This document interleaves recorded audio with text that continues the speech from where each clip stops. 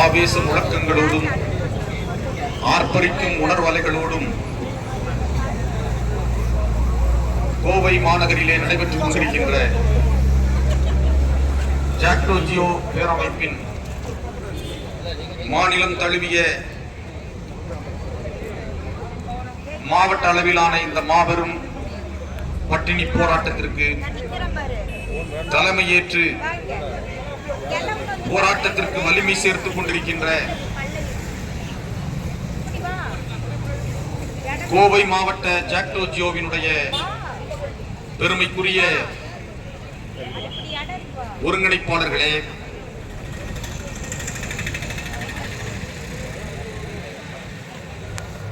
இந்த உண்ணாவிரத அறப்போராட்டத்தை இத்தனை எழுச்சியோடும் சிறப்போடும் நடத்துவதற்காக கடந்த சில தினங்களாக இமைப்பொழுதும் சோராமல் பந்தய குதிரையின் பாய்ச்சல் வேகத்தில் களத்திலே நின்று பணியாற்றி இருக்கின்ற ஜாக்டோ ஜியோ என்கிற மகத்தான கூட்டமைப்பிலே இணைந்திருக்கின்ற போர்க்குணமிக்க ஆசிரியர் அரசு ஊழியர் அமைப்புகளின் போராட்ட குணம் கொண்ட வட்டார நகர மாநகர மாவட்ட மாநில பொறுப்பாளர்களே, என்னை தொடர்ந்து இந்த உண்ணாவிரத அறப்போராட்டத்திலே நம்முடைய கோரிக்கைகளை பற்றி விரிவாகவும் விளக்கமாகவும் நேர்த்தியாகவும் உரையாற்ற இருக்கின்ற ஜாக்டோ ஜியோ பேரமைப்பில் இணைந்திருக்கின்ற பல்வேறு அமைப்புகளின் பெருமைக்குரிய மாவட்ட பொறுப்பாளர்களே, நெஞ்சிலை பிளந்த போதும் நீதி கேட்க அஞ்சிடோ, நேர்மையற்ற பேர்களின் கால்களை வணங்கிடோ என்கிற பாடல் வரிகளுக்கு வடிவமாக ஒரு விடுமுறை தினத்திலே நடைபெறுகின்ற இந்த உண்ணாவிரத அறப்போராட்டத்திலே பங்கேற்பதற்காக கோவை மாவட்டத்தின் மூலை முடுக்குகளில் இருந்தெல்லாம் இங்கே வருகை தந்து நம்முடைய கோரிக்கைகளை மிகவும் அழுத்தமாக இந்த அரசுக்கு எடுத்துச் சொல்லக்கூடிய வகையிலே இங்கே ஆவேசத்தின் வார்ப்படங்களாக அமர்ந்திருக்கின்ற பெருமைக்குரிய ஆசிரியர் சகோதரிகளே, அரசு ஊழியர் சகோதரிகளே, நண்பர்களே, தோழர்களே, உங்கள் அனைவருக்கும் ஜாக்டோ ஜியோ பேரமைப்பின் மாநில ஒருங்கிணைப்பாளர்கள் சார்பிலும்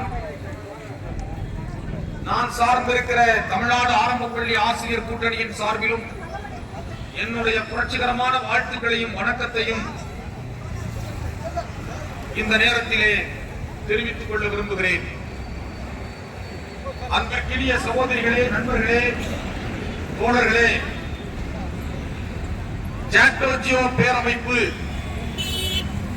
தொடர்ச்சியான பல்வேறு கள போராட்டங்களை அறிவித்து தொடர்ந்து நடத்தி கொண்டிருக்கிறது. அதனுடைய தொடர்ச்சியாக இன்று டிசம்பர் 13ஆம் தேதி தமிழ்நாடு முழுவதும் மாவட்ட தலைநகரங்களிலே நம்முடைய வாழ்வாதார கோரிக்கைகளான 10 அம்ச கோரிக்கைகளை முன்வைத்து ஒரு மாபெரும் பட்டினி போராட்டத்தை மாவட்ட தலைநகரங்களிலே நடத்தி கொண்டிருக்கிறது. இன்று மாநிலம் முழுவதும் லட்சக்கணக்கான ஆசிரியர்களும் அரசு ஊழியர்களும்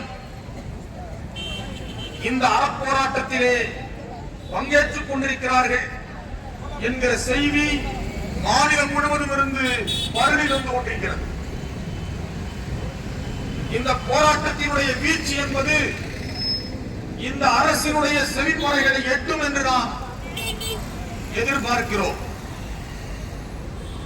அந்த அளவிற்கு தமிழ்நாட்டினுடைய ஆசிரியர்களும் அரசு ஊழியர்களும் ஒரு கொதிநிலையிலே இருக்கிறார்கள் என்பதை இந்த அரசு புரிந்து கொள்ள வேண்டும் என்று நாம் எதிர்பார்க்கிறோம்.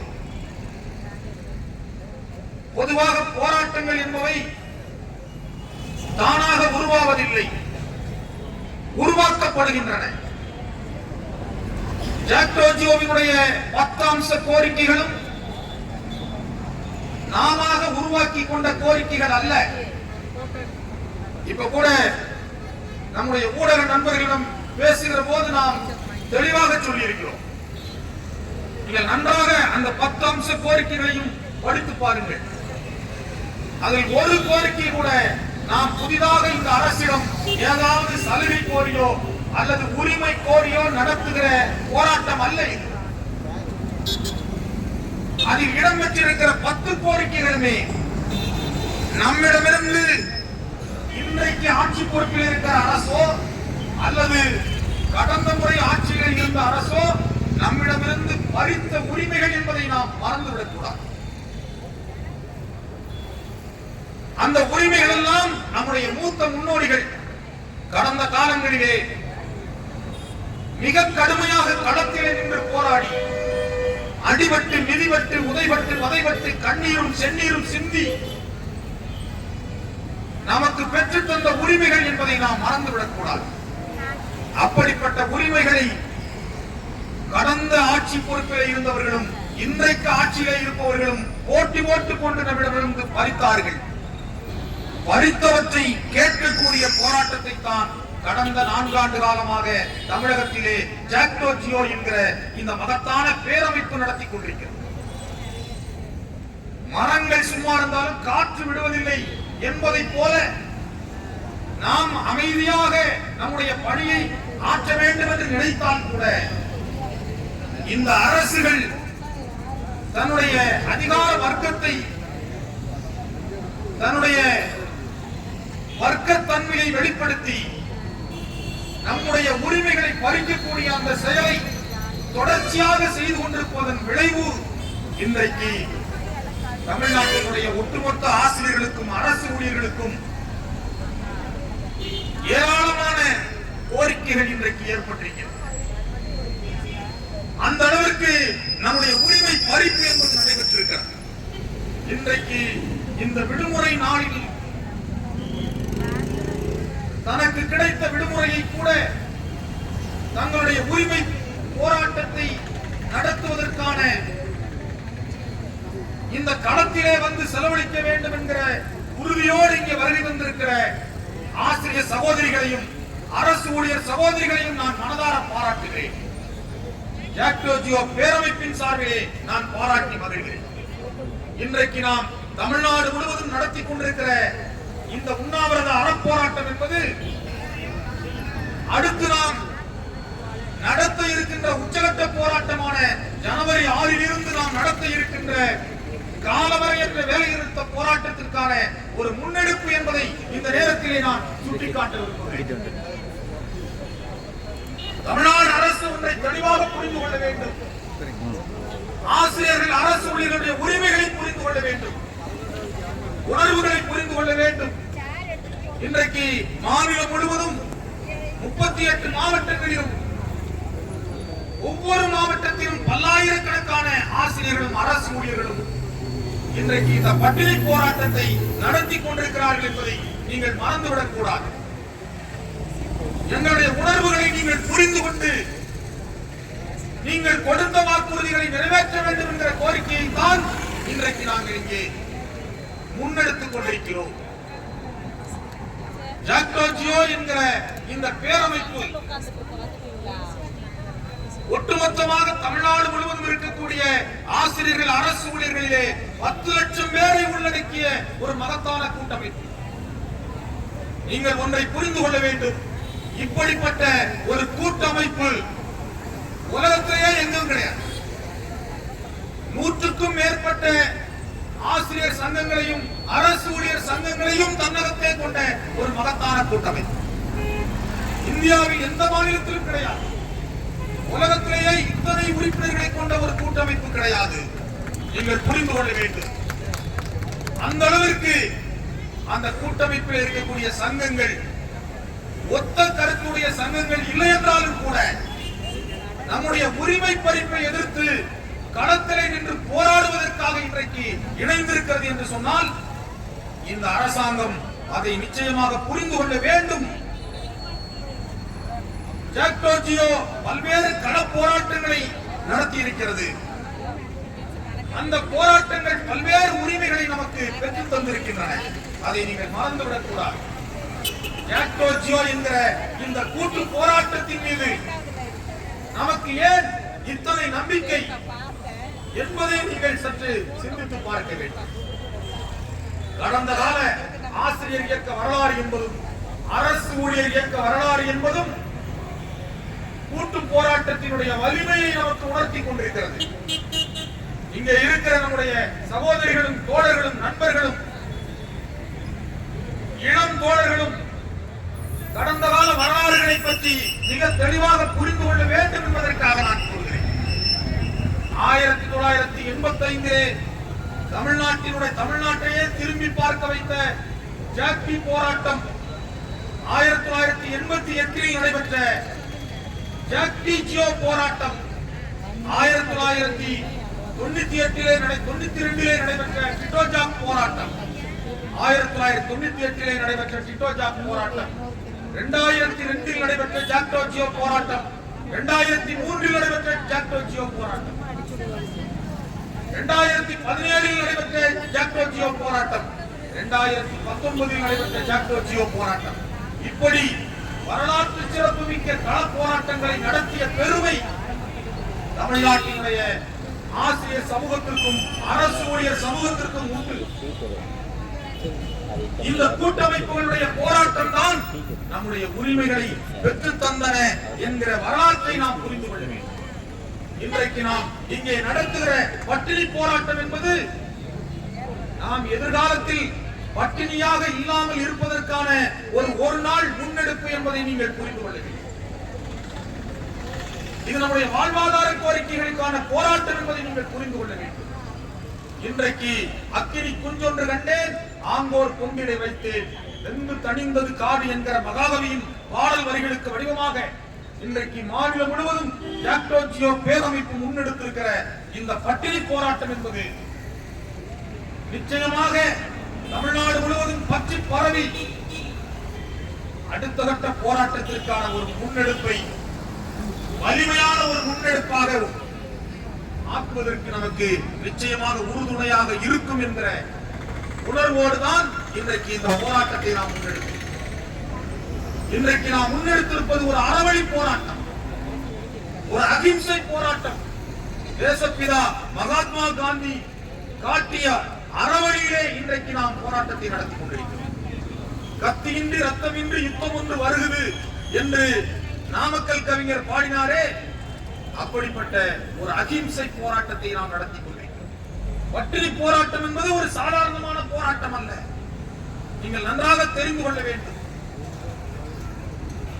எதேச்சதிகாரம் படைத்த பிரிட்டிஷ் அரசு, ஆயுதங்களுக்கு பணியாத பிரிட்டிஷ் அரசு மகாத்மாவினுடைய அகிம்சை போராட்டத்தை கண்டு அஞ்சியது. நீங்கள் மறந்துவிடக் கூடாது. அந்த அளவிற்கு அவருடைய அகிம்சை போராட்டங்கள் என்பவை இந்த தேசத்திலே ஒரு மிகப்பெரிய தாக்கத்தை ஏற்படுத்தின. நம்முடைய இந்திய தேசத்திலே உலக வரலாற்றில் இடம்பெறக்கூடிய அளவிற்கு பல பட்டினி போராட்டங்கள் நடைபெற்றிருக்கின்றன. இன்றைக்கு பகத்சிங், ராஜகுரு, சுகதேவ் என்று சொன்னால் ஆயுதம் தாங்கிய மாபெரும் போராளிகள் என்று நாம் இன்றைக்கு படித்துக் கொண்டிருக்கிறோம். ஆனால் அவர்கள் கூட பட்டினி போராட்டங்களை நடத்தி இருக்கிறார்கள் என்பது வரலாறு. அப்படிப்பட்ட ஒரு மகத்தான ஒரு பட்டினி போராட்டத்தை இன்றைக்கு தமிழ்நாடு முழுவதும் நாம் நடத்தி கொண்டிருக்கிறோம். அதுதான் இன்றைக்கு நமக்கு முன்னால் இருக்கக்கூடிய நம்முடைய கோரிக்கைகளை வென்றெடுப்பதற்கான ஒரு கள நடவடிக்கையாக இன்றைக்கு நாம் முன்னெடுத்திருக்கிறோம். சகோதரிகளே, தோழர்களே, இன்றைக்கு நாம் ஒரு 10 அம்ச கோரிக்கைகளை இங்கே முன்னால் வைத்திருக்கிறோம். 10 அம்ச கோரிக்கை. தமிழ்நாட்டில் ஆசிரியர்களுக்கும் அரசு ஊழியர்களுக்கும் ஒரு 10 கோரிக்கை மட்டும்தான் இன்றைக்கு இருக்கிறதா? வேற கோரிக்கைகளே இல்லையா அப்படின்னு நீங்க கொஞ்சம் யோசிச்சீங்கன்னா நிச்சயமாக இருக்கிறது. ஒவ்வொருவருக்கும் ஒவ்வொரு துறையில் பணியாற்றக்கூடியவர்களுக்கும் 100 கோரிக்கைகள் இருக்கிறது. நாம முன்னால ஜாக்டோ ஜியோ போன்ற கூட்டமைப்புகள்ல, டிட்டோ ஜாக் போன்ற கூட்டமைப்புகள்ல ஏராளமான கோரிக்கைகளை வைத்திருந்தோம். ஒரு 30-40 கோரிக்கைகளை வைத்திருந்தோம். அந்த கோரிக்கைகள்லாம் இன்னைக்கு 10 அம்ச கோரிக்கையாக சுருங்கி விட்டது. அப்படின்னா அந்த மீதி கோரிக்கைகளை எல்லாம் இந்த அரசாங்கம் நிறைவேற்றி விட்டதா அப்படின்னு நீங்க தவறான முடிவுக்கு வந்துடக்கூடாது. அப்படியெல்லாம் இந்த அரசாங்கம் இதுவரை ஒற்றை கோரிக்கையை கூட நிறைவேற்றவில்லை.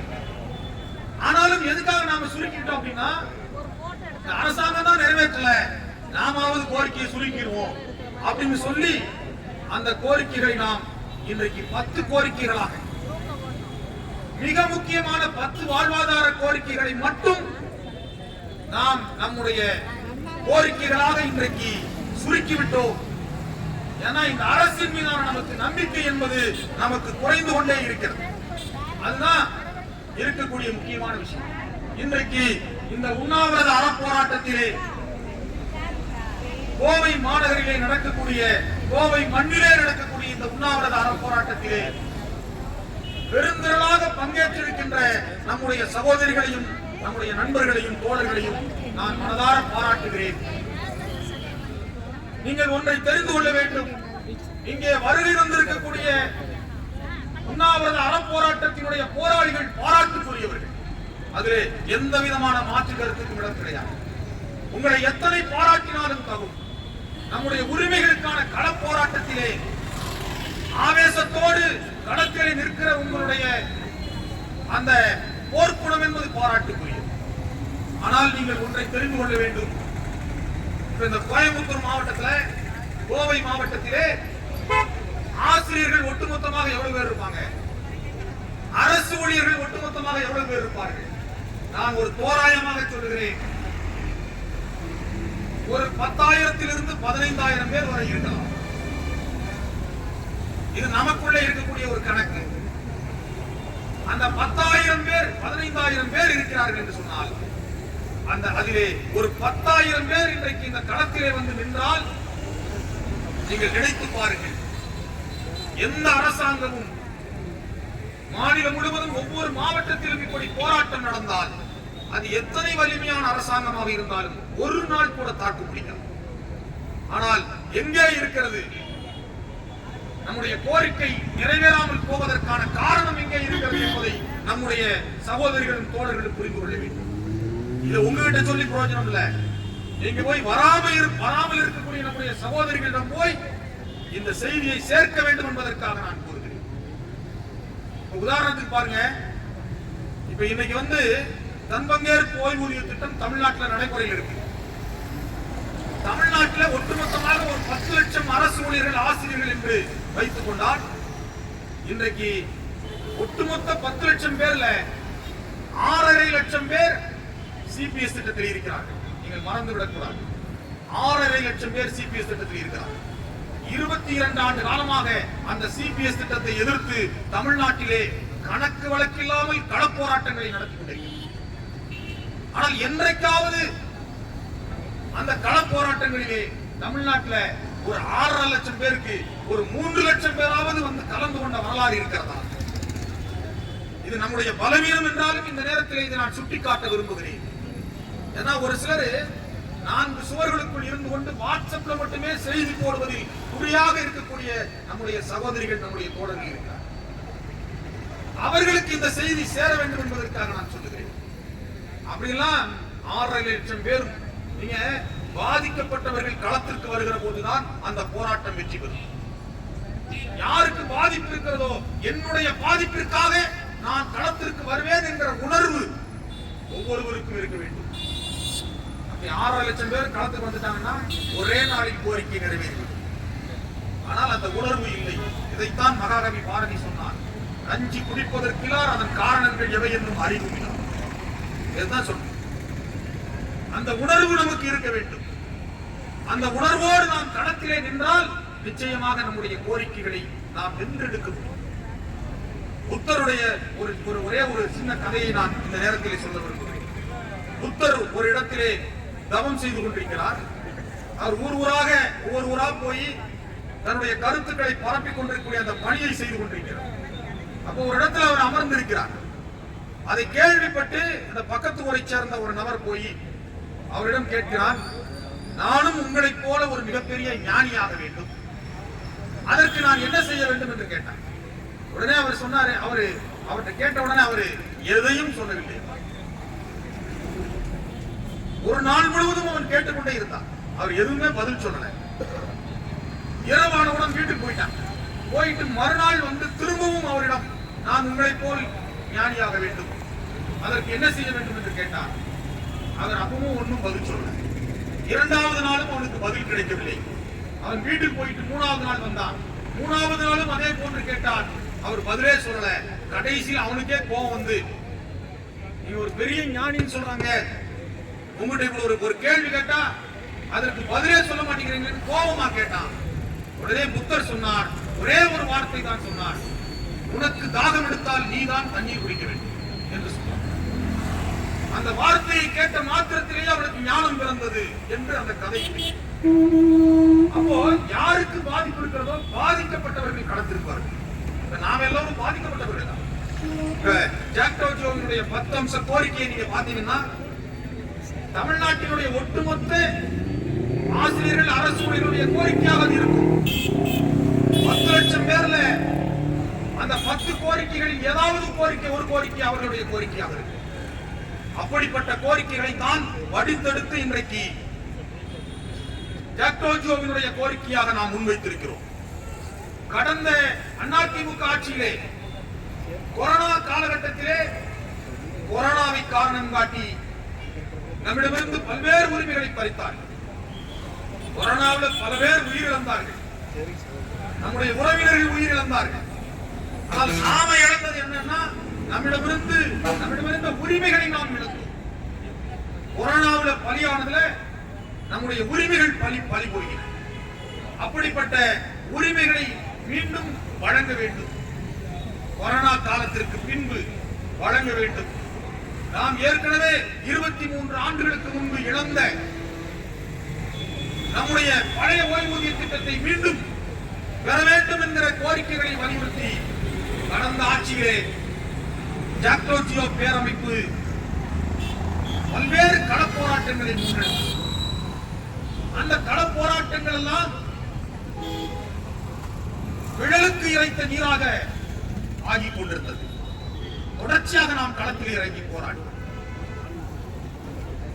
அப்படி நாம் நடத்திய போராட்டங்களுக்கெல்லாம் இன்றைய தமிழகத்தினுடைய முதலமைச்சர், அன்றைய எதிர்க்கட்சி தலைவர் அவர்கள் நமக்கு மிகப்பெரிய ஆதரவை கொடுத்தார்கள். போராட்ட களத்திற்கே நேரில் வந்து ஆதரவு கொடுத்தார்கள். நான் ஒன்று சொல்றேன் உங்களுக்கு, சென்னையில எழிலகம், கடற்கரை ஓரத்தில் இருக்கிற எழிலகம் அரசு அலுவலகங்களுடைய தலைமை அலுவலகம், அந்த எழிலகத்துக்கு முன்னால ஜாக்டோ ஜியோவினுடைய மாநில ஒருங்கிணைப்பாளர்கள் நான் உட்பட ஒரு 3 நாட்கள் தொடர் உண்ணாவிரதம் இருந்தோம். 3 நாட்கள் இதே மாதிரி ஒரு பட்டினி போராட்டம். ஆனா இப்ப ஒரு நாளைக்கு தான் இருக்கிறோம். அது 3 நாட்கள் இரவு பகலாக உண்ணாவிரதம் இருந்தோம். நிறைய பேர் மயங்கி விழுந்தாங்க. மாநில ஒருங்கிணைப்பாளர்கள் மட்டும் இருந்த உண்ணாவிரதம் அது. மாநில உயர்மட்ட குழு உறுப்பினர்களும் சேர்ந்து இருந்தார்கள். அந்த பட்டினி போராட்டத்தில் 2வது நாள் காலையிலே திடீரென்று அந்த போராட்ட அரங்கிலே ஒரு பரபரப்பு தோற்றிக் கொண்டது. என்னன்னு கேட்டா, எதிர்க்கட்சி தலைவர் வருகிறார், அன்றைய எதிர்க்கட்சி தலைவர் இன்றைய முதலமைச்சர் வருகிறார் என்று சொன்னார்கள். என்னன்னு பார்த்தா ஒரு 5 நிமிடத்தில் எல்லா கட்சி தலைவர்களும் வந்தார்கள். ஆனால் ஒரு பரபரப்பான நிகழ்வு என்பது இன்றைய முதலமைச்சர் அன்றைய எதிர்க்கட்சி தலைவர் அவர்கள் வருகிற போது இருந்தது. மிக முக்கியமான எதிர்க்கட்சி தலைவர் அல்லவா, அவர் வருகை தந்தார். வருகை தந்த உடனே அன்றைக்கு மேடையிலே இருந்த எங்களிடம் அவர் சொன்ன வார்த்தை இன்றைக்கும் நம்முடைய காதுகளிலே நீங்காமல் விட்டுக் கொண்டே இருக்கிறது. அவர் என்ன சொன்னார் தெரியுமா உங்களுக்கு? ஏன் பாறையிலே போய் முட்டிக் கொண்டிருக்கிறீர்கள்? பாறையிலே முட்டினால் உங்கள் மண்டைதான் உடையும், பாறை உடையாது என்று சொன்னார். எனவே அடுத்து வரக்கூடியது நம்முடைய ஆட்சி, கழக ஆட்சி. கழகத்தை ஆட்சிக்கு கொண்டு வாருங்கள், உங்களுடைய கோரிக்கைகளை நிறைவேற்றிக் கொள்ளுங்கள் என்று சொன்னார். ஆனால் இப்போ 4.5 ஆண்டு காலமாக நமக்கு இப்ப என்ன தோணுதுன்னா, அதாவது பாறையில முட்டிட்டு இருந்திருக்கோம், இப்ப இரும்பு தூண்ல போய் முட்டிட்டு இருக்கோமோ அப்படின்னு சொல்ற மாதிரி இருக்கு. பாறையாவது லேசா ஒரு சின்ன ஒரு துகளாவது விழும். ஆனால் இந்த இரும்பு தூண்ல இருந்து ஒரு சின்ன ஒரு துகள் கூட விழாது. நிச்சயம் முட்டி கடைசியில நமக்கு என்ன ஆகும்னே தெரியல அப்படிங்கிற அளவிற்கு ஒரு சூழல் என்பது இன்றைக்கு ஏற்பட்டு. அது மட்டுமா, அதற்கு பிறகு அவர்கள் தேர்தல் அறிக்கையிலே சொன்னார்கள். மிக அற்புதமாக தேர்தல் அறிக்கையை வடிவமைத்தார்கள். அந்த தேர்தல் அறிக்கையில வரிசை எண் 309 திராவிட முன்னேற்ற கழகம் ஆட்சிக்கு வந்தால் பழைய ஓய்வூதிய திட்டத்தை நாங்கள் மீண்டும் கொண்டு வருவோம் என்று ஒரு சின்ன எழுத்துப்பிழை கூட இல்லாமல் மிகச் சரியாக அந்த தேர்தல் வாக்குறுதி எதிரே கொடுத்தார். அந்த மாதிரி இன்னும் நிறைய வாக்குறுதி ஒவ்வொரு அரசு ஊழியரையும் கவரக்கூடிய வகையிலே வாக்குறுதி அளிக்கப்பட்டது. பொதுமக்களுக்கும் பல வாக்குறுதிகளை அளித்தார்கள். அவர்கள் கொடுக்காத வாக்குறுதியே கிடையாது. ஒரே ஒரு வாக்குறுதியை மட்டும்தான் அவர்கள் கொடுக்கவில்லை. நாங்கள் ஆட்சிக்கு வந்தால் உங்களை எல்லாம் சந்திர மண்டலத்திலே கொண்டு குடியேற்றுவோம் என்கிற ஒரு வாக்குறுதியை தவிர எல்லா வாக்குறுதியும் கொடுத்தார்கள். அப்படியெல்லாம் வாக்குறுதி கொடுத்தார்கள். அது மட்டுமா, தேர்தல் பிரச்சாரத்துல கள்ளக்குறிச்சியில இன்றைய முதலமைச்சர் அவர்கள் அன்றைய எதிர்க்கட்சி தலைவர் பேசுகிறார். ஆசிரியர்கள் அரசு ஊழியர்களுடைய கோரிக்கைகளை நாங்கள் ஆட்சிக்கு வந்தால் நிறைவேற்றுவோம் என்று சொன்னார்.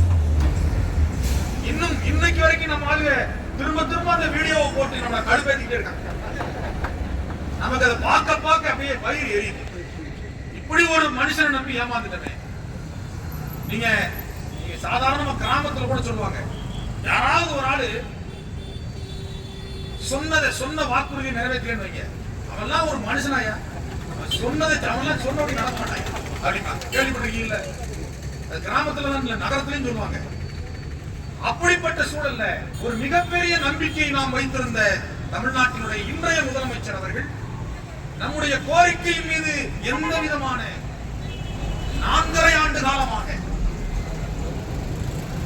அது மட்டுமல்ல, ஏற்கனவே அவர் முதலமைச்சராக வருகிற போது இருந்த கோரிக்கைகளை விட இன்றைக்கு அந்த கோரிக்கைகளுடைய எண்ணிக்கை உயர்ந்து கொண்டே போனதுதான் மிகப்பெரிய வேதனை. நீங்க ஆசிரியர்களை பொறுத்தளவில் ஊக்க ஊதிய உயர்வை பறித்தார்கள். தொடக்க கல்வித்துறையில 243 அரசாணையை வெளியிட்டு நம்முடைய வாழ்வாதாரம், நம்முடைய பதவி உயர்வை பறித்தார்கள். இப்படி தொடர்ச்சியாக பல்வேறு இழப்புகள். கடைசியாக நீங்க வேலையே பார்க்க முடியாதுங்கிற அளவிற்கு ஒரு சூழல் என்பது இன்றைக்கு ஆசிரியர் தகுதி தேர்வால் ஏற்படுத்தப்பட்டிருக்கிறது. இப்போ திராவிட முன்னேற்ற கழகம் ஆட்சிக்கு வந்தால் நம்முடைய கோரிக்கைகள் எல்லாம் நிறைவேறும். நம்முடைய கோரிக்கைகள் எல்லாம் நிறைவேறி பாலாறும் தேனாரும் ஓடும் என்று கற்பனையிலே இருந்த நமக்கு அவர்கள் கோரிக்கைகளை நிறைவேற்றாவிட்டாலும் பரவாயில்லை, புதிதாக நமக்கு கோரிக்கைகளை ஏற்படுத்தினார்கள். அதான் ஒரு கவிஞன் பாண்டா பாருங்க, அவன் பட்டு வேட்டி களவில் இருந்த போது கட்டியிருந்த கோவணமும் களவாடப்பட்டது. அதுதான் இன்றைக்கு உண்மையான நிலைமையாக இன்றைக்கு மாறி.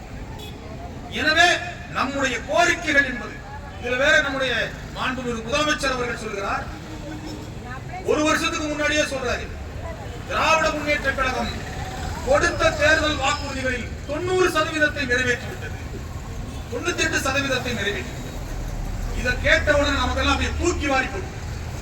ஏன்னா ஆசிரியர்கள் அரசு ஊழியர்களுக்கு கொடுத்த தேர்தல் வாக்குறுதியில 98% நிறைவேற்றல. ஆனால் அவர்கள் 98% நிறைவேற்றி விட்டதாக சொல்லிக் கொண்டிருக்கிறார். நீங்க அடுத்த சட்டமன்ற தேர்தல் வந்துவிட்டது. அடுத்த சட்டமன்ற தேர்தலுக்கான பரபரப்புகள் தமிழ்நாட்டில். அன்புள்ள ஆசிரியர் பெருமக்களுக்கும் அரசு ஊழியர் பெருமக்களுக்கும் தங்களுக்கான ரெஸ்ட் ரூம் வந்து எதிர்த்தாப்புல உள்ள ஸ்கூல்ல ஏற்பாடு பண்ணியிருக்கோம். யாரும் எந்த விதமான சங்கோதப்படாமல் அங்க நீங்க பயன்படுத்திக் கொள்ளுமாறு அன்போடு கேட்டுக்கொள்கிறோம். இன்னும் 50 தினங்கள் மட்டும்தான் இருக்கிறது. 50 தினங்களுக்குள்ளாக இந்த அரசு நமக்கு கொடுத்த தேர்தல் வாக்குறுதிகளை நிறைவேற்ற வேண்டும். 50 நாட்கள் என்பது ஒரு டெட்லைன். அந்த 50 நாட்கள்ல 50 நாட்களுக்கு பிறகு அந்த கோட்டை தாண்டி அவங்களும் வர முடியாது, அந்த கோட்டை தாண்டி நாமளும் போக முடியாது. ஒரு படத்துல சொன்ன மாதிரி, இந்த கோட்டை தாண்டி நீங்களும் வரக்கூடாது, நாங்களும் வரமாட்டோம் சொல்ற மாதிரி, இந்த 50 தினங்களுக்குள்ளாக தேர்தல் வாக்குறுதிகளை இந்த அரசு நிறைவேற்றாவிட்டால் அடுத்து என்ன ஆகும் அப்படின்னா, அடுத்த தேர்தலுக்கான 2026 சட்டமன்ற தேர்தலுக்கான தேர்தல் வாக்குறுதிகளில் மீண்டும் இந்த வாக்குறுதிகள் அப்படியே இடம்பெறும். அப்போது அது மிகவும் வேடிக்கையாக இருக்கும். யாராவது அந்த வாக்குறுதியை நம்புவார்களா அப்படின்னு கொஞ்சம் யோசித்து பாருங்க. இந்த 4.5 ஆண்டுகள்ல எத்தனை போராட்டங்களை நாம் நடத்தி இருக்கிறோம். இப்போது இறுதி கட்டத்திலே நிற்பதை போல நாம் களத்திலே நின்று கொண்டிருக்கிறோம். நீங்க அதிமுக ஆட்சியிலும் நாம் கடினமான கள போராட்டங்களை நடத்தியிருக்கிறோம். இதைவிட கடினமான போராட்டங்களை நடத்தியிருக்கிறோம். இப்போதும் தொடர்ச்சியாக போராட்டங்களை நடத்தி கொண்டிருக்கிறோம். ஆனா 2 ஆட்சிக்கு என்ன வித்தியாசம் தெரியுமா உங்களுக்கு? அதிமுக ஆட்சிக்கு திமுக ஆட்சிக்கு என்ன வித்தியாசம் அப்படின்னா, அதிமுக ஆட்சியில நாம் எத்தனை போராட்டங்களை நடத்தினாலும் நாம் நம்மை என்ன என்றே கேட்க மாட்டாங்க. நம்ம கூப்பிட்டு பேசவும் மாட்டாங்க. நம்ம போராட்டம் நடத்துறது செவிழுங்காதி ஊதிய சங்கு மாதிரி. நம்ம போராட்டம் நடத்துறதே அவங்களுக்கு தெரியாது. நம்மளை கூப்பிட்டு பேசவும் மாட்டாங்க, கோரிக்கைகளை நிறைவேற்றவும் மாட்டாங்க. ஆனால் திமுக ஆட்சியில நாம் போராட்டம் நடத்தினால், ஒரு ஆர்ப்பாட்டம் அறிவித்தால் கூட நம்மை கூப்பிட்டு பேசுவார்கள். ஆனால் ஒரு கோரிக்கையும் நிறைவேற்ற. இதுதான் 2க்குள்ள வித்தியாசம். இது எப்படி இருக்குன்னா, ஆனா 2 பேருமே ஒட்டுமொத்தமா நிறைவேற்ற மாட்டாங்க. அதுதான் இப்ப இருக்கிற நமக்கு கிடைத்திருக்கிற அனுபவம் என்பது. மாமியார் மருமகள் பிரச்சனை ஒண்ணு, ஒரு சின்ன ஒரு கதை. ஒரு வீட்டுல போய் ஒரு பிச்சைக்காரன் போய் பிச்சை கேட்க போனான். அப்போ வீட்டுல மருமகள் மட்டும் இருந்தாங்க. அந்த அம்மா வந்து பிச்சைக்காரனை பார்த்து பிச்சை இல்ல போ அப்படின்னு சொல்லிட்டாங்க. அந்த பிச்சைக்காரன் வீட்டை விட்டு இறங்கி தெருவில் நடந்து வந்துட்டு இருக்கான். அப்ப வெளியில போயிருந்த மாமியார் வந்து அப்பதான் உள்ள வர்றாங்க, வீட்டை நோக்கி வர்றாங்க. தெருவுல வரும்போது அந்த பிச்சைக்காரனை பார்த்து, அந்த வீட்டுல இருந்து வர்றைய என்ன விஷயம் அப்படின்னு கேட்டாங்க. வீட்டுல போய் பிச்சை கேட்டா அங்க இருந்து ஒரு அம்மா இல்லைன்ட்டாங்க அப்படின்னு, என் பின்னாடி வா அப்படின்னு கூப்பிட்டாங்க. பிச்சைக்காரனுக்கு ஒரு சந்தோஷம். ஓ, இந்த அம்மாவாவது நமக்கு பிச்சை கொடுக்க போகுது, ஏதோ நமக்கு கொடுக்க போகுது அப்படிங்கிற நம்பிக்கையில அவன் பின்னாடியே வந்தான்.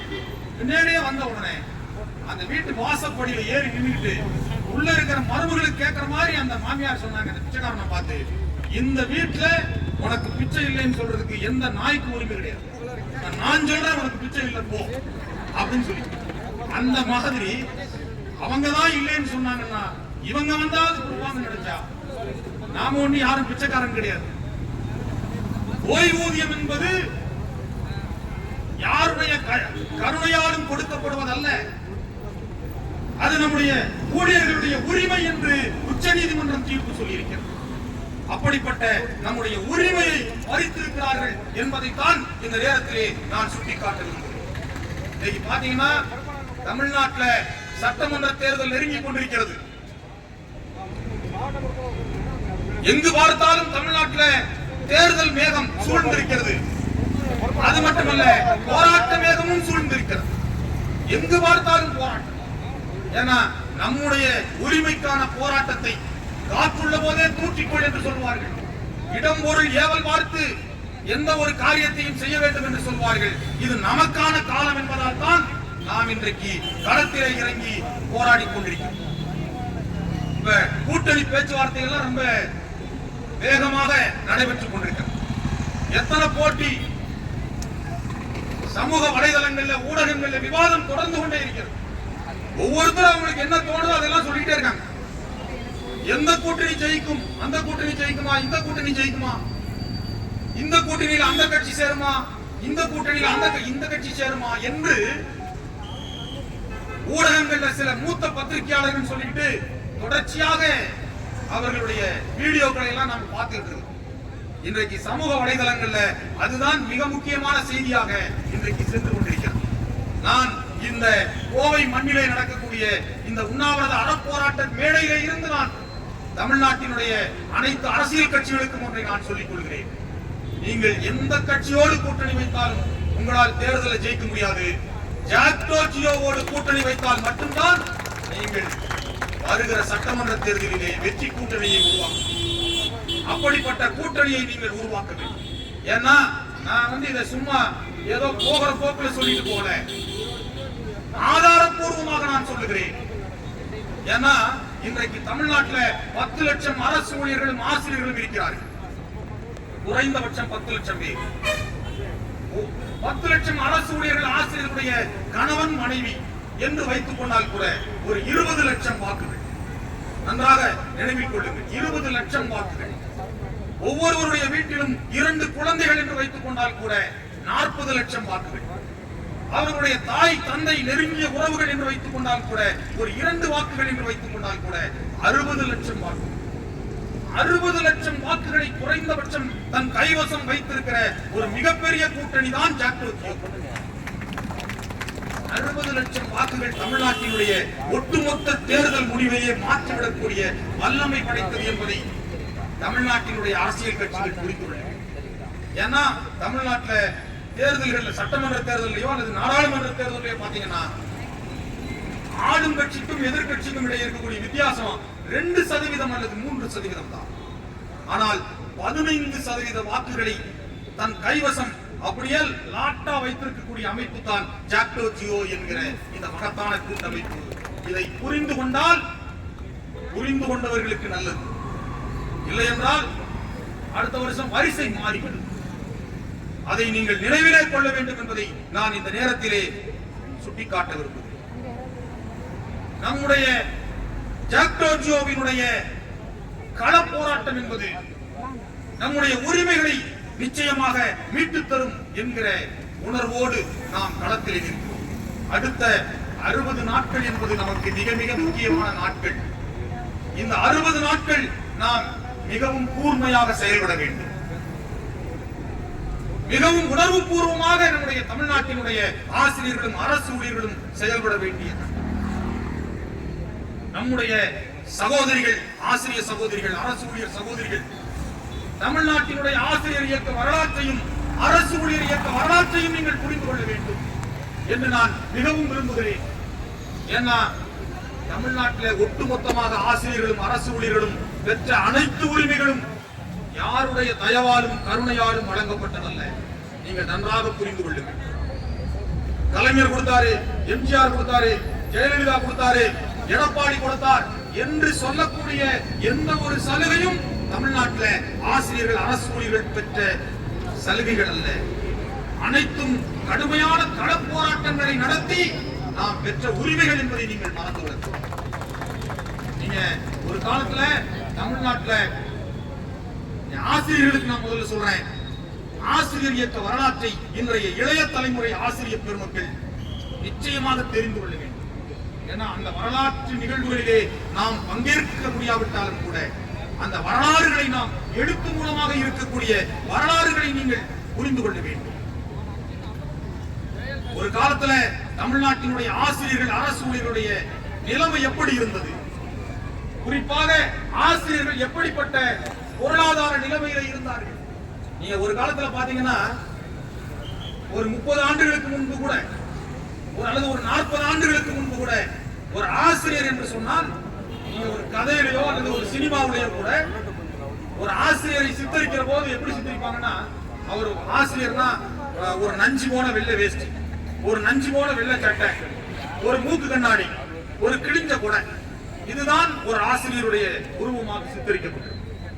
காலுக்கு செருப்பும் இல்லை, கால் வயிற்று கூடும் இல்லை, வாழுக்கு உழைத்தோமடா தோழனே, வசையற்று போனோமடா, பாலின்றி பிள்ளையடும் பட்டினியால் தாயழுவால் வேலையின்றி நாம் எழுவோம் என்கிற நிலைமைதான் தமிழ்நாட்டினுடைய ஒட்டுமொத்த ஆசிரியர்களுடைய நிலைமையாக இருக்கு.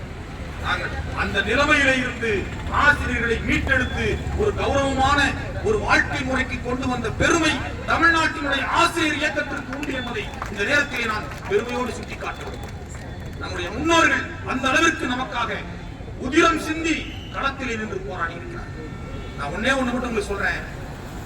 சமீபத்துல ஆசிரியர் இயக்கத்தினுடைய ஒரு மூத்த தலைவர் 102வது வயதிலே சமீபத்தில் ஒரு ஓராண்டிற்கு முன்பு திருச்சியிலே மறைந்தார். அவருடைய பெயர் எல் கோபாலகிருஷ்ணன். தமிழ்நாட்டு ஆசிரியர் இயக்கங்களின் பிதாமகன் என்று போற்றக்கூடிய மாஸ்டர் ராமுண்ணியோடு ஆசிரியர் இயக்க பணிகளிலே ஈடுபட்ட ஒரு மகத்தான தோழர்.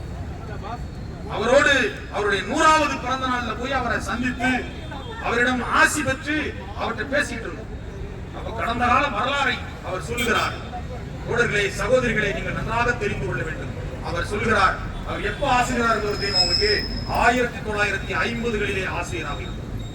அவர் சொல்றாரு, எனக்கு முதல் மாத ஊதியம் 12 ரூபாய்.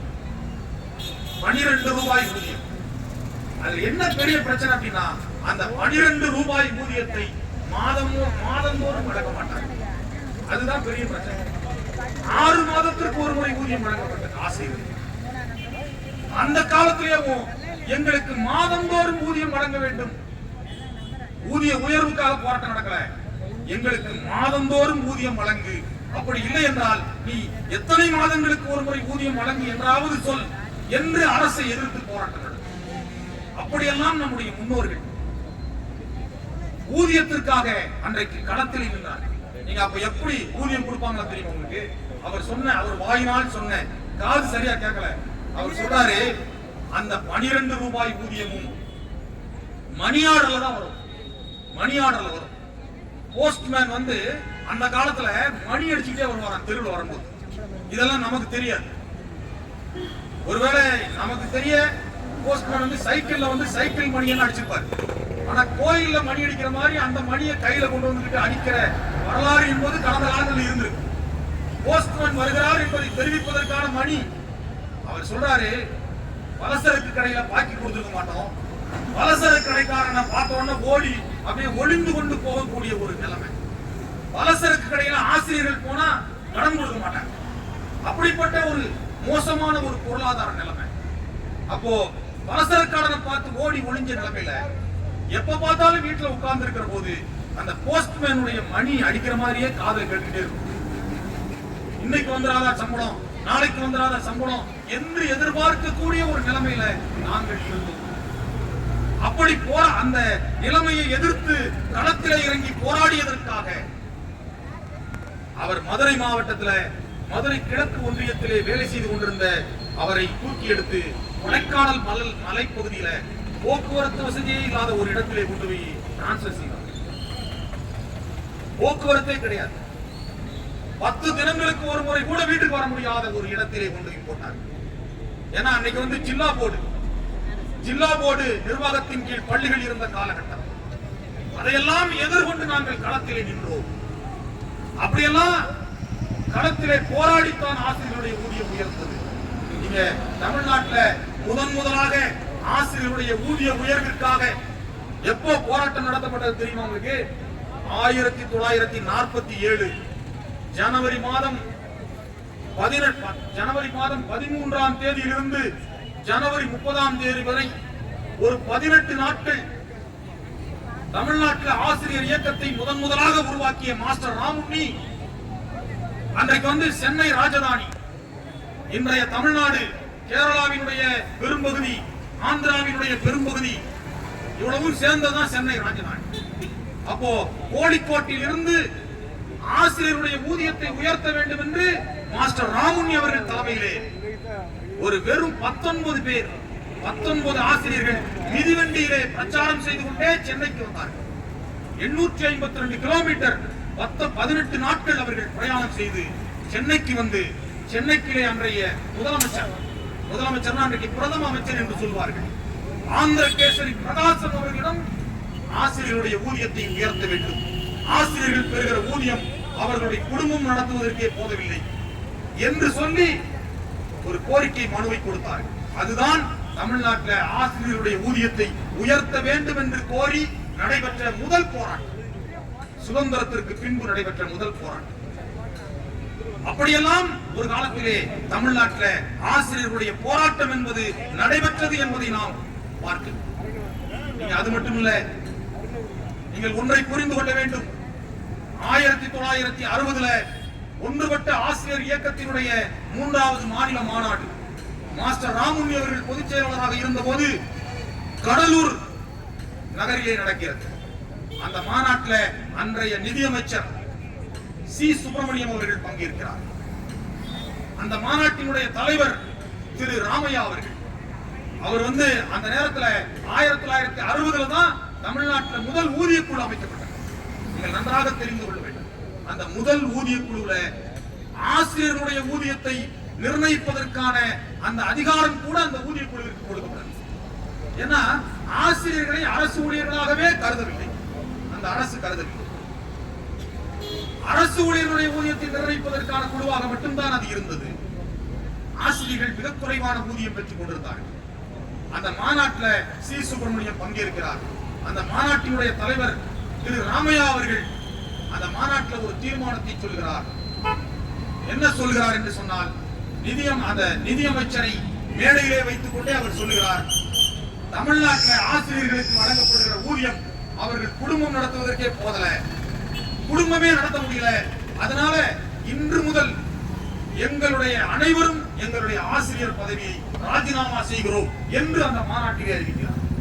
அப்படி அறிவிச்ச உடனே அந்த மாநாட்டில் பங்கேற்ற 20,000 ஆசிரியர்களும் நாங்களும் ராஜினாமா செய்கிறோம் என்று முழக்கமிடுகிறார்கள்.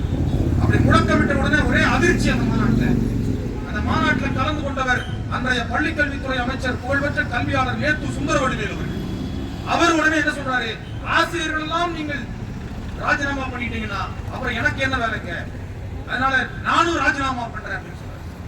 உடனே நிதியமைச்சர் சொல்கிறார், ஆசிரியர்களும் ராஜினாமா பண்ணிட்டீங்க, பள்ளிக்கல்வி இயக்குனரும் ராஜினாமா பண்ணிட்டாரு, அப்புறம் எனக்கு என்ன வேலை இருக்கு, நானும் ராஜினாமா பண்றேன் அப்படின்னு சொல்றாரு.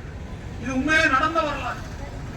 அதற்கு பிறகு மாநாட்டினுடைய தலைவர் கோரிக்கைகளை விளக்கி சொல்றாரு. அதை புரிந்து கொண்ட நிதியமைச்சர் சி சுப்பிரமணியம் அவர்கள், அவர் மிக புகழ்பெற்ற நிதியமைச்சர், காமராஜருடைய அமைச்சரவையிலே நிதியமைச்சராக பணியாற்றியவர். அவர் சொல்றாரு,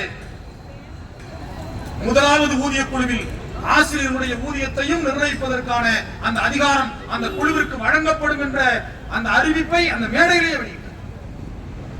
இப்படித்தான் ஊதிய குழுவில் ஆசிரியர்களுடைய ஊதியம் என்பது நிர்ணயிக்கப்பட்டது. நீங்கள் மறந்துவிடக் கூடாது. இன்றைக்கு நம்ம ஓய்வூதியத்திற்காக போராடி கொண்டிருக்கிறோம். இந்த ஓய்வூதியம் நமக்கு எப்படி வந்தது தெரியுமா உங்களுக்கு? ஆசிரியர்கள் ஒரு காலத்துல 8 ரூபாய் 10 ரூபாய் ஓய்வூதியம் பெற்றுக் கொண்டிருந்தார். அந்த ஓய்வூதியத்தை எங்க போய் வாங்கணும் தெரியுமா உங்களுக்கு? ட்ரெஸரியில போய் வாங்கணும். ட்ரெஸரியில போய் கால் நடுக்க நின்று வாங்க வேண்டும். வயதான காலத்துல அங்க போய் நின்று வாங்கணும். ஆனால் நான் சொல்றது 1960கள்ல, 60க்கு பின்னால். ஆனால் அந்த காலத்துல முதியோர்களுக்கான ஓய்வூதியம் 20 ரூபாய் வழங்கப்பட்டது. ஆசிரியர்களுக்கு பென்ஷன் 8 ரூபாய் 12 ரூபாய் 10 ரூபாய், அது அவங்களுடைய தகுதியை பொறுத்தது. ஆனால் முதியோர்களுக்கான ஓய்வூதியம் 20 ரூபாய் வழங்கப்பட்டது. அதாவது அனாதை பென்ஷன் என்று சொல்வார்கள் அந்த காலத்துல. அனாதைகளுக்கான ஓய்வூதியம் வச்சுக்கோங்களேன், அனாதை பென்ஷன் 20 ரூபாய். இந்த சூழல்ல 1965ல தஞ்சாவூர்ல, தஞ்சையிலே ஒன்றுபட்ட ஆசிரியர் இயக்கத்தினுடைய 5வது மாநில மாநாடு நடக்கிறது. அந்த மாநாட்டில் மாஸ்டர் ராமுண்ணி அவர்கள் பொதுச் செயலாளராக இருக்கிறார். அந்த மாநாட்டில் அப்போயும் மாநில தலைவராக திரு ராமையா அவர்கள் தான் இருக்கிறார். அவர் அந்த மாநாட்டில் யார் கலந்துட்டா தெரியுமா உங்களுக்கு?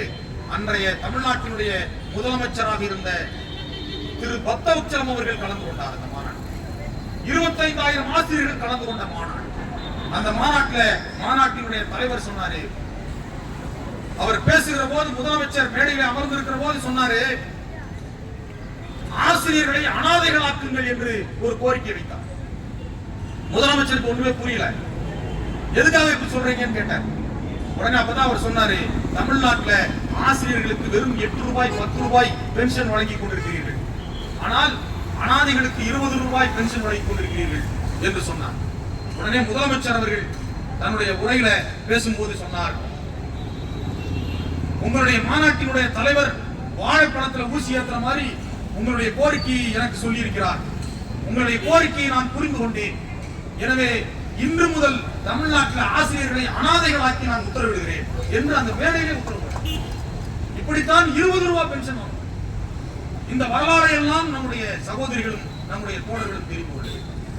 இப்படித்தான் ஆசிரியருடைய ஊதியம் என்பதும் நம்முடைய ஓய்வூதியம் என்பதும் உயர்ந்தது என்பதை நம்முடைய தோழர்கள் மறந்துவிடக் கூடாது.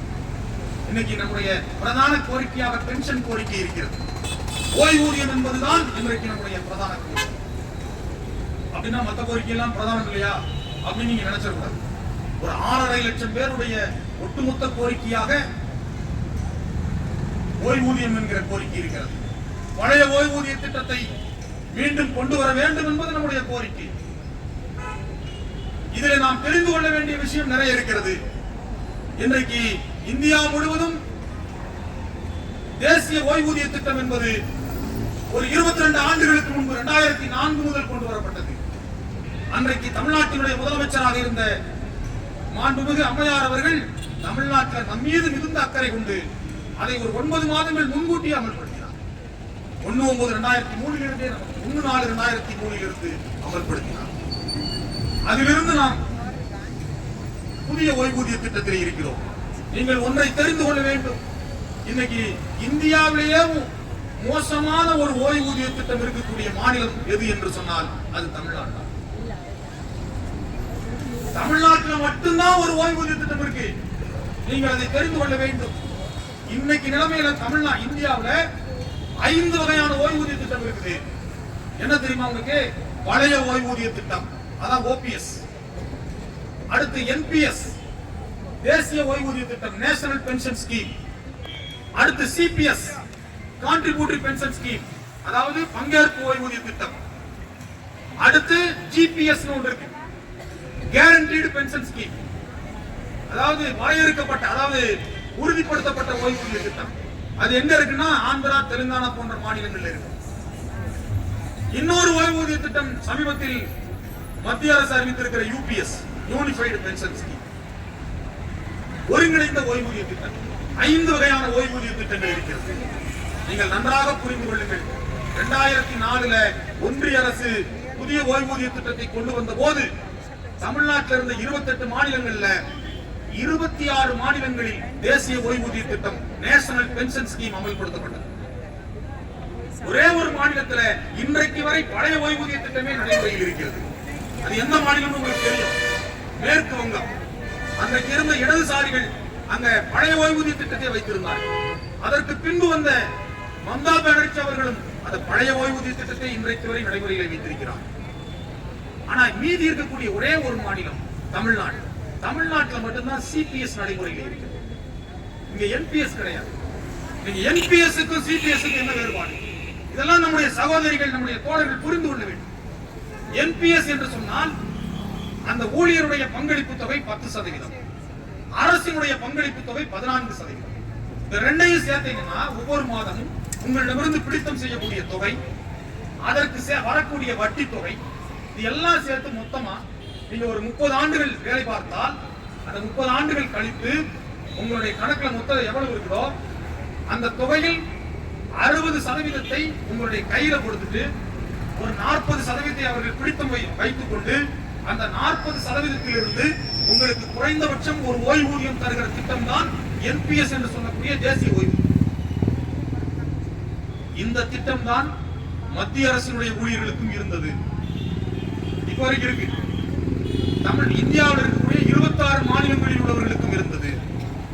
அந்த திட்டத்தில் சேர வேண்டும் என்று சொன்னால் அந்த மாநில அரசுகள் என்ன செய்யணும் அப்படின்னா PFRDA என்று சொல்லக்கூடிய pension fund regulatory development authority, தேசிய ஓய்வூதிய ஆணையம், அதுல அவங்க இணைந்து ஊழியர்களிடமிருந்து பிடித்தம் செய்யக்கூடிய தொகை, அரசினுடைய பங்களிப்பு, இதையெல்லாம் சேர்த்து அங்க டெபாசிட் பண்ணி அதிலிருந்து வாங்கி அந்த தொகையை ஊழியர்களுக்கு அவர்கள் ஓய்வு பெறுகிற போது கொடுக்க வேண்டும். இதுதான் என்பிஎஸ் என்று சொல்லணும். ஆனால் தமிழ்நாடு அரசு இன்றைக்கு வரை அந்த பென்ஷன் ஃபண்ட் டெவலப்மெண்ட் அத்தாரிட்டியில PFRDA-வோடு மத்திய அரசு அமைத்த அந்த ஓய்வூதிய ஆணையத்தோடு உடன்பாடு செய்து கொள்ளவில்லை. அதனால நம்மிடமிருந்து பிடித்தம் செய்யக்கூடிய தொகை 10%, அரசினுடைய பங்களிப்பு இங்க 10%, அங்க 14%, இப்ப யூபிஎஸ்ல 18%. இந்த தொகையை தமிழ்நாடு அரசு தன்னுடைய கையிலேயே வைத்திருக்கிறது. கேட்டா அவங்க எல்ஐசியில முதலீடு பண்ணிருக்குன்னு சொல்றாங்க, ரிசர்வ் பேங்க் ஆஃப் இந்தியாவில் இருக்குன்னு சொல்றாங்க. இருக்கு நிச்சயமா, அதுல ஒண்ணும் மாற்றம் இல்ல. இப்ப தமிழ்நாட்டில் என்ன நடக்கு அப்படின்னா சிபிஎஸ்ல நாம் ஓய்வு பெறுகிற போது நம்முடைய கணக்கில் இருக்கிற தொகையை மொத்தமா உங்க கையில கொடுத்து இனிமேல் உங்களுக்கு எனக்கும் ஒட்டும் இல்லை, உறவும் இல்லை, உனக்கு எனக்கு எந்த சம்பந்தமும் இல்லை, நீ ஓய்வு பெற்ற தினத்திலிருந்து உனக்கு நயா பைசா கூட உனக்கு பென்ஷன் கிடையாது, இனிமேல் உனக்கு 5 பைசா கூட உனக்கு வருமானம் கிடையாது, நீ வீட்டிலே போய் இருந்துக்கோ அப்படின்னு சொல்லி நீங்க வாங்கின தொகையை வச்சு வீட்டுல உங்களுடைய குழந்தைகள் திருமணம் செய்யலாம், அல்லது வீடு கட்டினா கட்டலாம். அப்படி இல்லைன்னா பிள்ளைகள் ஏற்கனவே திருமணம் ஆகி செட்டில் ஆயிருந்தாங்கன்னா உங்ககிட்ட இருக்கிற பணத்தை ஆளுக்கு பாதியா குடிக்கிட்டு போயிடுவாங்க. குடிக்கிட்டு போன பிறகு அடுத்த மாசத்துல இருந்து யாருக்கையாவது செலவு கொடுப்பாங்களான்னு நீங்க காக்க வைக்கக்கூடிய அல்லது ஓய்வு பெற்ற பிறகு 60 வயதிற்கு பிறகு ஜவுளிக்கடையில போய் வாட்ச்மேனாக வேலை பார்க்கக்கூடிய திட்டம் தான் சிபிஎஸ் என்று சொல்லக்கூடிய கான்ட்ரிபியூட்டிங் பென்ஷன். அந்த திட்டத்தை தான் இந்தியாவிலேயே தமிழ்நாட்டில் நீங்க ஓபிஎஸ்லயும் இல்லாம என்பிஎஸ்லயும் இல்லாம அந்தரத்தில் தொங்கவிட்டு வேடிக்கை பார்த்துக் கொண்டிருக்கிற திட்டம் தான் சிபிஎஸ் திட்டம். இப்படிப்பட்ட திட்டம் இந்தியாவிலேயே தமிழ்நாட்டில் இருக்கு. இப்ப நாம அந்த திட்டத்தில் இருந்து எங்களை விடுவித்து பழைய ஓய்வூதிய திட்டத்திற்கு கொண்டு செல்ல வேண்டும் அப்படிங்கறதா நம்முடைய கோரிக்கையாக இருக்கிறது. நீங்க இன்னைக்கு இப்ப மத்திய அரசு வந்து யூபிஎஸ் திட்டத்தை அறிவித்தது. அந்த யூபிஎஸ் திட்டம் என்பது நீங்க திட்டத்தை அறிவிக்கும் போது பாத்தீங்கன்னா இது வந்து மிக பயனளிக்கக்கூடிய திட்டம். பழைய ஓய்வூதிய திட்டத்திற்கு நிகரான திட்டம். ஊழியர்களுடைய பங்களிப்பு 10%, அரசினுடைய பங்களிப்பு 18%. நீங்கள் ஓய்வு பெறுகிற போது நீங்கள் கடைசியாக பெற்ற ஊதியத்தில் சரிபாதி உங்களுக்கு ஓய்வூதியம் கிடைக்கும். இப்படி எல்லாம் நிறைய அது மாதிரி கிராஜுவிட்டி கிடைக்கும். இப்படி எல்லாம் நிறைய ஆசை வார்த்தைகளை கூறினார். அப்போதே இது ஒரு மோசடியான ஓய்வூதிய திட்டம் என்று நாம் எடுத்து கூறினோம். ஆனால் ஒன்றிய அரசு அதை மிக கடுமையாக விளம்பரம் செய்தார். அந்த அறிவிப்பு கூட தொடர்ச்சியாக தமிழ்நாட்டில் மட்டுமல்ல இந்தியா முழுவதும் இருக்கக்கூடிய தொழிற்சங்கங்கள் நடத்திய போராட்டத்தின் விளைவாகத்தான் ஒன்றிய அரசு ஒருபடி கீழே இறங்கி வந்தது என்பதையும் நாம் புரிந்து கொள்ள வேண்டும். ஏன்னா எந்த ஒரு போராட்டமும் நாம வந்து போராட்டம் நடத்தி ஒன்னும் ஆகல அப்படின்னு நீங்க நினைக்க கூடாது. ஒரு 20 ஆண்டு போராட்டத்தினுடைய பின்னணி தான் ஒன்றிய அரசு தேசிய ஓய்வூதிய திட்டத்தில் இருந்து ஒருங்கிணைந்த ஓய்வூதிய திட்டத்திற்கு வந்ததற்கு காரணம் என்பதை நீங்கள் மறந்துவிடக் கூடாது. ஒரு மிகப்பெரிய ஒரு பாறை இருக்கிறது, அதை உடைக்கிறதுக்காக நாம தொடர்ந்து அடித்துக் கொண்டே இருக்கிறோம். 100 அடி அடிச்சுட்டோம், உடையல. 101வது அடியில் உடையுது அப்படின்னா அந்த 101வது அடி அது உடைவதற்கு ஒரு காரணமாக இருந்தாலும் கூட 101வது அடி மட்டும்தான் காரணம் என்று நினைத்து விடக்கூடாது. ஏற்கனவே அடித்த 100 அடியும் காரணம் என்று நினைக்கிறேன். அந்த அடிப்படையில தான் 20 ஆண்டு போராட்டத்தினுடைய விடை. இப்போ அந்த நிலைமை என்ன தெரியுமா உங்களுக்கு? ஒன்றிய அரசுல 55 லட்சம் ஊழியர்கள் பணியாற்றி கொண்டிருக்கிறார். அந்த 55 லட்சம் ஊழியர்கள்ல யூபிஎஸ் திட்டத்தில் மாறுவதற்கான ஒரு விருப்பம் ஆப்ஷன் கொடுக்கப்பட்டது. அந்த ஆப்ஷன் கொடுக்கப்பட்டதுல நவம்பர் 2025 வரைக்கும் அந்த விருப்பம் தெரிவிப்பதற்கான வாய்ப்பு கொடுக்கப்பட்டது. அதுல எவ்வளவு பேரு விருப்பம் கொடுத்திருக்காங்க தெரியுமா உங்களுக்கு? வெறும் 45,000 பேர் மட்டுமே விருப்பம் தெரிவித்திருக்கிறார்கள். 55 லட்சம் அரசு ஊழியர்கள், மத்திய அரசு ஊழியர்கள் வெறும் 45,000 பேர். அது எத்தனை சதவீதம் தெரியுமா உங்களுக்கு? 0.8%. மத்திய அரசுக்கு அதிர்ச்சியாக இருக்கிறது. ஏன் விருப்பம் தெரிவிக்கிறது தெரியுமா உங்களுக்கு? அதற்கு ஒரு காரணம் இருக்கிறது. இப்ப நீங்க சிபிஎஸ்ல இருக்கிறீங்க. இப்போ ஒரு 30 ஆண்டு காலம் சிபிஎஸ்ல வேலை பார்த்தீங்கன்னா உங்களுடைய மாதந்தோறும் உங்களிடமிருந்து பிடிக்கக்கூடிய உங்களுடைய பங்களிப்பு 10%, அரசினுடைய பங்களிப்பு 18%. இந்த ரெண்டையும் சேர்த்து அதற்குரிய வட்டி இதை கணக்கு பண்ணி ஒரு 30 ஆண்டுகள் பணி முடித்து நீங்கள் வீட்டிற்கு செல்கிற போது மொத்தமாக உங்களுடைய கையில கொடுத்தா 1 கோடி ரூபாய் கிடைக்கும். 1 கோடி ரூபாய் கிடைக்கும். அந்த 1 கோடி ரூபாயை நீங்கள் கொண்டு போய் ஒரு தேசியமயமாக்கப்பட்ட வங்கியில் டெபாசிட் செய்தால் கூட உங்களுக்கு ஓய்வூதியம் என்பது ஒரு 70,000 நிச்சயமாக கிடைக்கும். ஆனால் அங்க யூபிஎஸ் திட்டத்தில் 70,000 கிடைக்காது பென்ஷன். ஆனா 70,000 பென்ஷன் கிடைக்கும்.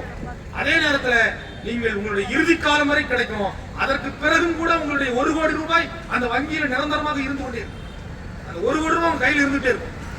ஆனா யூபிஎஸ்ல அப்படி இருக்காது. அப்ப எது லாபம் என்று அந்த ஊழியர்கள் சிந்தித்து பார்த்தார்கள். எனவே இது நம்ம ஏமாற்றுகிற வேலை. அப்ப நம்மகிட்ட இருந்து பணத்தை புடுங்கி நமக்கே பென்ஷன் கொடுக்கக்கூடிய திட்டம் தான் யூபிஎஸ் திட்டம். இந்த கிராமத்துல ஒரு பழமொழி சொல்லுவாங்க, நாய் வாழை நறுக்கி நாய்க்கே சூ போட்டு கொடுத்த. அதுதான் யூபிஎஸ் திட்டம். இப்ப சமீபத்தில் வாட்ஸ்அப்ல ஒரு வீடியோ வந்தது. ஒருத்தன் ஒரு இடத்துல பஜார்ல நின்றுட்டு 10 ரூபாய்க்கு போட்டோ 10 ரூபாய்க்கு போட்டோன்னு சொல்லிட்டு இருப்பான். உடனே 10 ரூபாய்க்கு போட்டோவா அப்படின்னு அங்கிட்டு போறவங்க ஒரு ஆள் மட்டும் நின்று ஒரு 10 ரூபாய்க்கு கொடுப்பான். போட்டோ எப்படி எடுக்கிறான்னு பாப்போம். 10 ரூபாய்க்கு கொடுத்த உடனே அந்த ஆள் என்ன பண்ணுவான்னா அவங்ககிட்ட ஒரு செல்ல கொடுப்பான். இவன் செல்ல வாங்கி அவன் செல்ல வச்சு அவனுக்கு ஒரு போட்டோ எடுத்துட்டு அவன் கையில் கொடுத்துருவான். இதுதான் 10 ரூபாய்க்கு போட்டோ. அதே மாதிரி இந்த யூபிஎஸ்ங்கிறது நம்முடைய பணத்தை வாங்கி அதை வச்சே நமக்கு பென்ஷன் கொடுக்கிறது. அது பென்ஷன் என்பது என்ன? உச்ச நீதிமன்றம் என்ன சொல்லி இருக்கிறது அப்படின்னா, பென்ஷன் என்பது நம்மிட்டிருந்து பணத்தை எடுத்துக்கொண்டு நம்முடைய பணத்திலிருந்து நமக்கு ஓய்வூதியம் கொடுப்பதல்ல. பென்ஷன் என்பது கொடுபடா ஊதியம் என்று உச்ச நீதிமன்றம் சொல்லி இருக்கிறது. எனவே நமக்கு வழங்கப்படாத ஓய்வூதியம் 60 வயது வரை அரசு பணியில இருந்துட்டு நம்முடைய இளமை காலம் முழுவதையும் அரசு பணியில கழித்துவிட்டு வயது முதிர்ந்து பணியாற்ற முடியாத கடினமான வேலை செய்ய முடியாத காலத்துல நீ வீட்டுல போய் இருந்துக்கோ அல்லது எக்கேடு கட்டும் போ என்று விடுவது என்பது ஒரு சமூக பொறுப்புணர்வு உள்ள ஒரு அரசு செய்யக்கூடிய வேலையாக நிச்சயமாக இருக்கிறார். நீங்கள் ஒன்றை நன்றாக தெரிந்து கொள்ள வேண்டும். தமிழ்நாட்டில் இன்றைக்கு திராவிட முன்னேற்ற கழக அரசு ஆட்சி பொறுப்புக்கு வருகிற போது நாங்கள் பழைய ஓய்வூதிய திட்டத்தை கொண்டு வருவோம் என்று சொன்னார். இன்னைக்கு கூட பாத்தீங்கன்னா ஒரு 3 நபர் குழுவை அமைத்தார்கள். அந்த குழுவில் போய் ஜாக்டோஜியோல போய் தனித்தனி சங்கமாக போய் நம்முடைய கோரிக்கைகளை எல்லாம் நாங்கள் கொடுத்தோம்.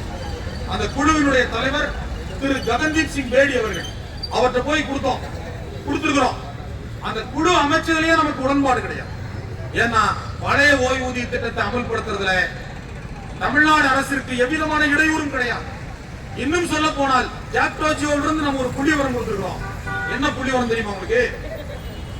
இதுவரைக்கும் கடந்த 22 ஆண்டுகள்ல சிபிஎஸ் திட்டத்துல தமிழ்நாட்டில் அரசு ஊழியர்கள் ஆசிரியர்கள் பிடித்த தொகை, அரசினுடைய பங்களிப்பு, அதனுடைய வட்டி எல்லாம் சேர்த்து இதுவரைக்கும் ஒரு 84,000 கோடி ரூபாய் அரசு.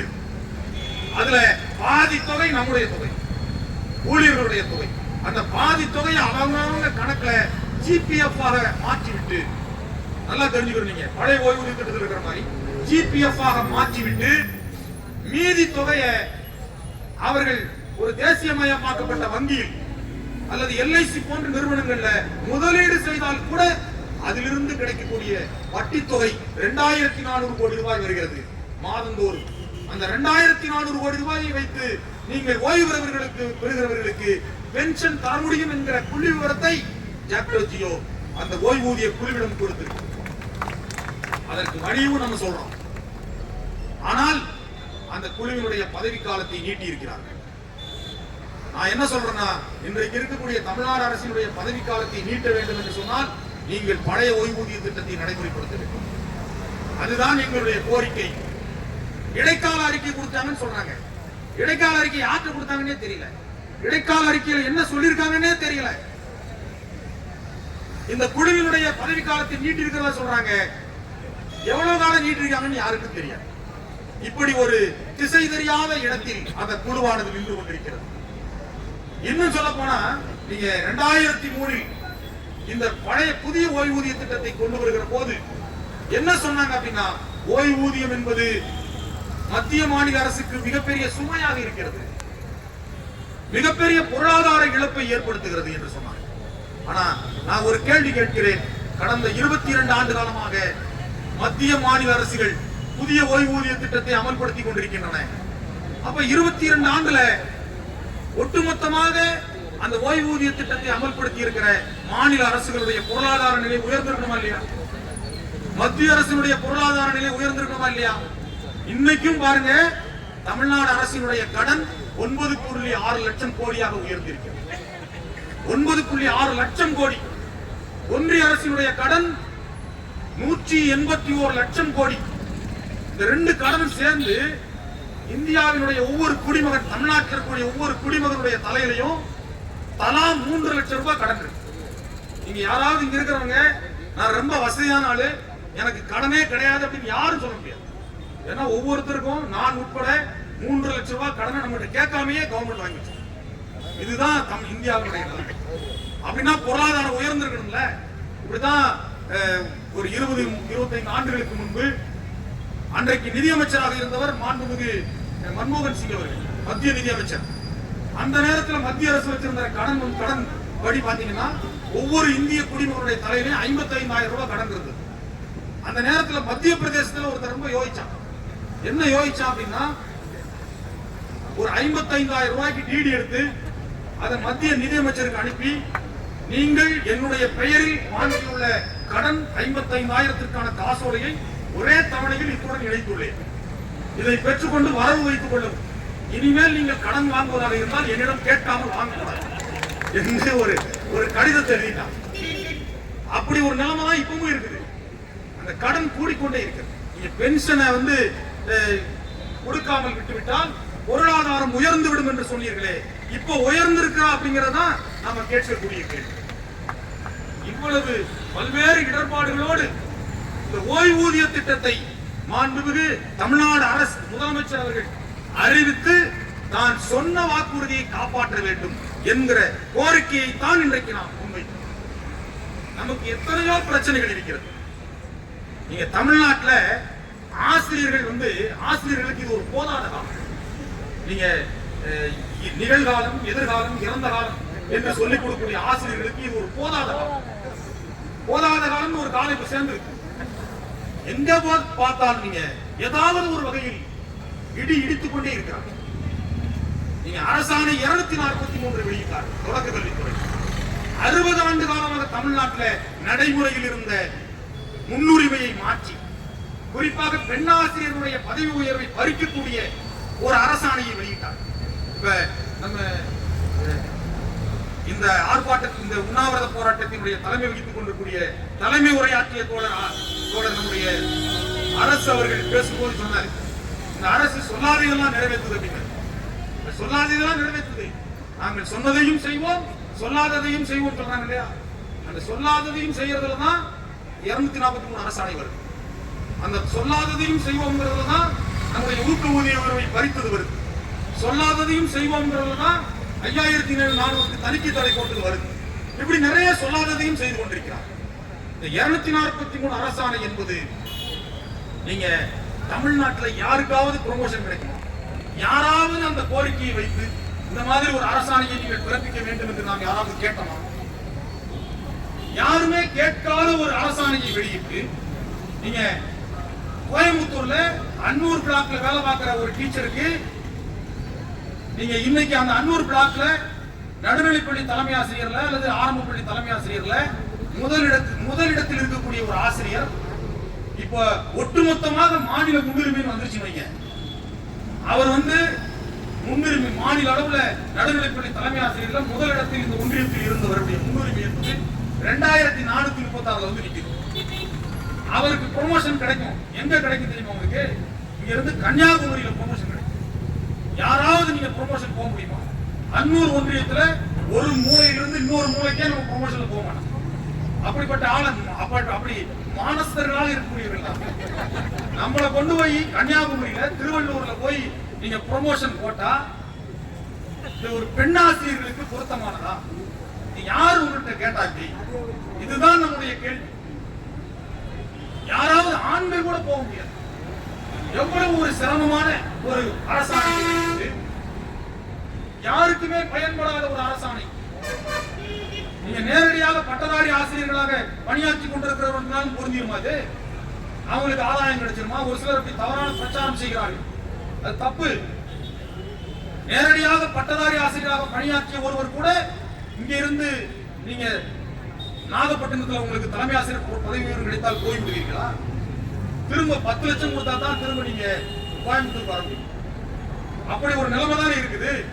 இப்படியெல்லாம் அரசாணைகளை வெளியிட்டு நீங்க இடைநிலை ஆசிரியர்களுடைய ஊதிய பிரச்சனை எத்தனை முக்கியமான பிரச்சனை. நீங்க ஒன்றிய அரசுக்கு இணையான ஊதியம் என்பது சாதாரணமாக நாம் பெற்ற ஊதியம் அல்ல. நான் ஏற்கனவே சொன்ன மாதிரி 44 ஆண்டு காலம் தமிழ்நாட்டினுடைய ஆசிரியர் வர்க்கம் அடிபட்டு விதிபட்டு உதைபட்டு வதைபட்டு தண்ணீரும் செந்நீரும் சிந்தி பெற்ற அந்த மத்திய அரசுக்கு இணையான ஊதியம், அந்த ஊதியத்தை கடந்த 2 ஊதிய குழுக்கள்ல நாம் இழந்திருக்கிறோம். இன்றைக்கு அடுத்த ஊதிய குழுவை மத்திய அரசு அமைத்திருக்கிறது. 2 ஊதிய குழுவை இழந்துட்டோம். அந்த ஊதிய முரண்பாடுகளை சரி செய்வோம் என்று தேர்தல் வாக்குறுதியில 311வது இடத்தை சொன்னீங்களே, அதை ஏன் நிறைவேற்றவில்லை? உங்களுடைய பதவிக்காலம் முடியக்கூடிய தருணத்திலாவது நீங்க அதுக்காக ஒரு குழு போட்டீங்களே, 3 நபர் குழு போட்டீங்களே, நிதித்துறை செயலாளர் தலைமையில ஒரு குழு போட்டீங்களே, அந்த குழுவினுடைய அறிக்கை என்ன ஆனது? ஒவ்வொன்றுக்கும் குழுவை போட்டு அது குழுன்னு ஆகி போகுது. கடைசி எந்த குழுவோட அறிக்கையும் வெளிவர மாட்டேங்குது.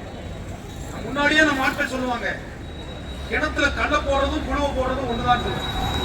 அத மாதிரி குழுவை போட்டு இன்னைக்கு வரைக்கும் நம்மை ஏமாற்றுகிற அந்த வேலையை செய்வதை நிச்சயமாக நாம் ஏற்றுக்கொள்ள முடியாது. ஆக இடைநிலை ஆசிரியருடைய ஊதிய பிரச்சனை என்பது மிக மிக முக்கியத்துவம் வாய்ந்த பிரச்சனையாக இன்றைக்கு மாறியிருக்கிறது. பல்வேறு முரண்பாடுகளுடன் கூடிய ஊதியம். இடைநிலை ஆசிரியர்கள் 3 வகையான ஊதியம் வழங்கப்படுகிறது. இது எந்த துறையில் பணியாற்றுகிறவர்களுக்கும் இப்படி ஒரு நிலைமை இல்லை. இதையெல்லாம் இந்த அரசு சரி செய்வோம் என்று தேர்தல் வாக்குறுதியில் சொன்னீர்களே, அது என்னவாயிற்று என்கிற கேள்வி நாம் இங்கே எழுப்புகிறோம். அதே மாதிரி இந்த அறப்போராட்டத்தில் பங்கேற்றிருக்கின்ற நம்முடைய சத்துணவு பணியாளர்கள் பாத்தீங்கன்னா 1982 பணியிலே சேர்ந்து வெறும் 150 ரூபாய் சம்பளத்தில் பணியிலே சேர்ந்து கிட்டத்தட்ட 30-40 ஆண்டு காலம் அந்த பணியிலே பணியாற்றி எப்படியாவது தங்களுக்கு ஒரு விமோசனம் கிடைக்கும் என்று அதிமுக ஆட்சியிலும் திமுக ஆட்சியிலும் மாறி மாறி அவர்கள் எதிர்பார்த்து, ஆனால் எந்த விதத்திலும் அவர்களுடைய கோரிக்கை இன்றைக்கு வரை நிறைவேற்றப்படவில்லை. அதுல எதிர்பார்த்து செத்து போனவர்கள் நிறைய பேர் இருக்கிறார். தங்களுடைய கோரிக்கை நிறைவேறும் என்று சொல்லி அந்த அளவிற்கு இன்றைக்கு ஒரு 4000 ரூபாய் 4500 ரூபாய் ஊதியத்தோடு இன்றைக்கு இருக்கக்கூடிய விலைவாசியோடு அவர்கள் தங்களுடைய குடும்பத்தை எந்த அளவிற்கு போராட்டத்தோடு நடத்தி கொண்டிருப்பார்கள் என்பதை நீங்கள் பார்க்க வேண்டும். நம்மை போன்ற காலமுறை ஊதியம் பெறக்கூடியவர்களே இன்றைக்கு இந்த அளவிற்கு சிரமத்தோடு வாழ்க்கை நடத்தி கொண்டிருக்கூடிய ஒரு சூழல்ல கிட்டத்தட்ட இன்றைக்கு புதிதாக ஒரு இடைநிலை ஆசிரியராக பணியில் சேரக்கூடியவர்கள் சமீபத்தில் தான் ஒரு 2400 இடைநிலை ஆசிரியர்களை புதிதாக நியமித்தார்கள். தமிழ்நாட்டில் கடந்த 12 ஆண்டு காலமாக ஒரு ஆசிரியரை கூட நியமிக்கவில்லை. எத்தனை ஆயிரம் ஆசிரியர்கள் பணியிலே ஓய்வு பெற்றிருப்பார்கள் என்பதை நீங்கள் நினைத்து பாருங்கள். ஆனா கடந்த ஒரு 4 மாதங்களுக்கு முன்பு 2400 பேரை நியமித்தார்கள். ஒரு இடைநிலை ஆசிரியருடைய ஊதியம் எவ்வளவு மோசமான நிலைமையில் இருக்கிறது என்பதற்கு ஒரு உதாரணம், புதிதாக பணியிலே சேர்ந்த ஒரு இடைநிலை ஆசிரியருடைய ஊதியம் எவ்வளவு தெரியுமா? ஒரு 30,000